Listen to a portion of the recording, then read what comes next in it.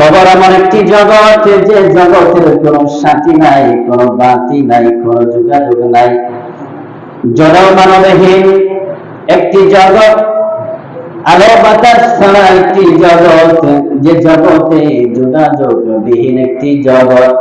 এই জগতের খোঁজ খবর পৃথিবীর কোন মানুষ আজ পর্যন্ত বলতে পারে নাই, ঠিক কিনা বলেন?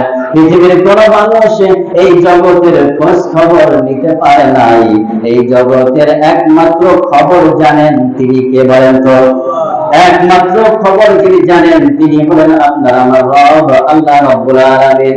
ও মুসলমান ইমানদার ভাইরা, আমার মনে কান লাগিয়ে শুনুন, আমরা বর্তমান ডিজিটাল যুগে বসবাস করতেছি। আপনি যদি মনে করেন এই মসজিদের ভিতরে বসে আপনি হাজার হাজার কিলোমিটার দূর আমেরিকায় খোঁজ খবর নেবেন, তাদের কাছে কারোর সাথে কথা বলবেন, খোঁজ খবর নেবেন, সাথে সাথে আপনি নিতে পারবেন কিনা?